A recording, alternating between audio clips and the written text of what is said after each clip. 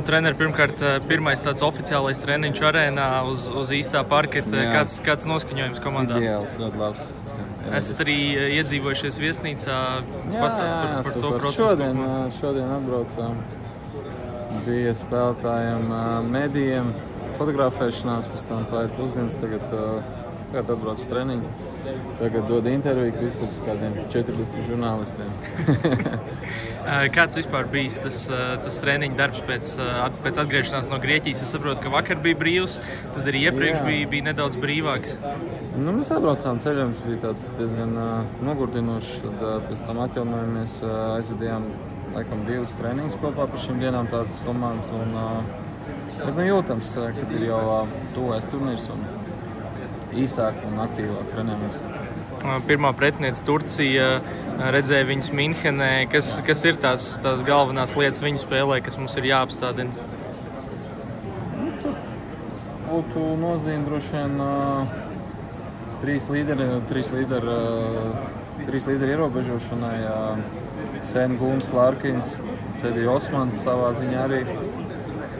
Organizēt komandi, spēlēt caur kombinācijām, caur situācijām. Uzdevums nav viegls, ir aizsardzības spēlētāji, lomas sadalīts. Tāda pieredzējuša nopietna komanda bez īpašām modernu basketbola pazīmēm, bet ar ļoti vienkāršotu veidu, kā treneris Atamans to dara, bet efektīvi noteikti. Pirms 3 gadiem viņiem šeit Rīgā, atļaušos teikt, pārgājām pāri otrajā puslaikā. Toreiz Lomašs, man liekas, bija tas, kurš otrajā puslaikā izdarīja lielu spiedienu uz Larkinu. Šengunam vispār bija tikai 11 minūtes un drausmīgs plus-mínus rādītājs. Kas varbūt ir zināms par viņu, cik daudz ir pētīts tieši kaut kāds viņa NBA spēles, jo tomēr viņš ir tāds spēlētājs, kurš vēl, teiksim tā, ir tāda augšupējoša līkne un arī pirmās zvaigžņu spēles sezonā aiz muguras tādam, kā All-Star Game spēlētājiem. Mums liekas, ka viņš ir progresējis ļoti kopš tās pieminētās dienas, kad mēs satikāmies pēdējo reizi, un to arī pierāda viņa 5 pārbaudas spēles. 4 viņš piedalījās, un ļoti dominējošs spēlētājs, ļoti skatāms spēlētājs. Daudz varbūt prasīgs pret vietu brīžiem, un tas varētu būt tas, ka mums kā komanda vajadzētu censties viņu ierobežot, īpaši viņu driblu daudzumu, bet viegli nebūs ar viņu.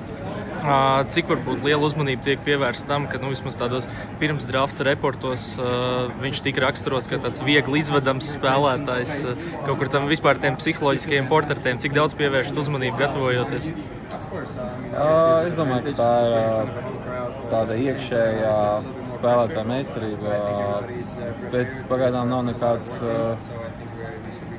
nekādas pazīmes, ka viņš būtu viegli izvedams. Es domāju, ka viņš ir nobriedis par šiem gadiem, un es nedomāju, ka tā varētu būt kaut kāda ģenerāla stratēģija par šo spēlētāju, par tā redzēsim.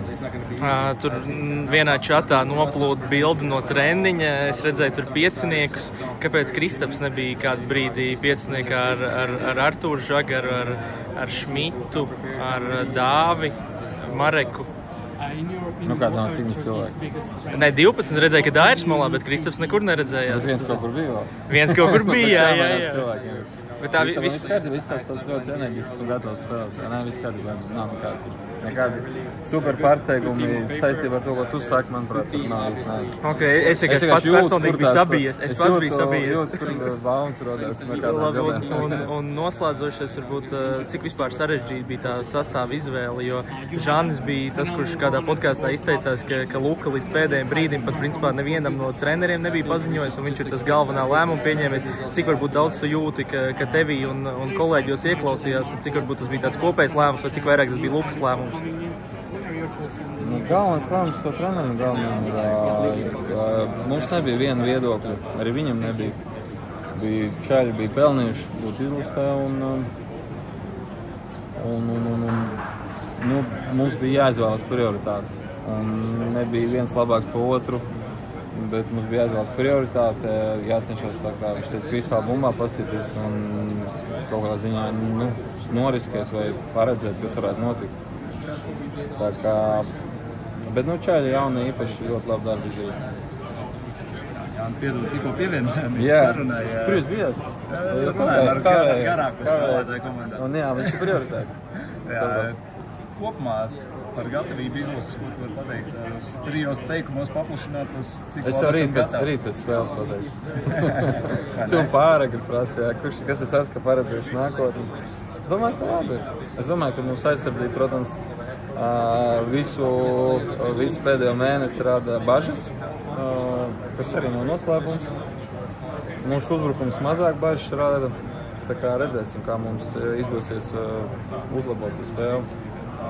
Turcijas trumpi, ar ko būs jātiek galā? Turcijas trumpi, droši vien, kad personības augstlīmeņa spēlētāji, Šenguns un Lārkins, Tedija Osmans, laba ķīmija, pieredzējuši Eurolīga, NBA spēlētāji, treneris, uzvarētāji mentalitāte, tā kā nopietna kompānija. Latvijas trumps lielākais? Personības, kopības, kaut kāda spēja saliedēties, sajūtas, skatītāji, noteikti skatītāji, žurnālisti kopiena. Arī tā skaitā, tā kā pozitīvi žurnālisti. Tā kā viss kopā. Jā. Pēdējā spēle pret Itāliju, cik lielu optimismu deva, kas sniedza komandai un iekšienē jums? Patīkam, kad ir uzlabojumi. Ja nesalīdzinām ar pirmo spēli ar Itāliju, tad ir uzlabojumi ļoti lieli. Tā kā droši vien, ka mēs par kvalitāti varam runāt, kad tā ir spēles uz spēli jāpaliek labākai un centīsimies to arī izdarīt. Jā, tas, ka Rodions tomēr nav komandā, kā ar to tikt galā, tavuprāt? Kādam ir, kā saka, tā vieta jāieņem. Kādam ir jāpakāpjas. Nezinu, vai tieši Rodiona īpašības kāds var aizstāt, bet mēs būsim vienkārši savādāk. Paldies!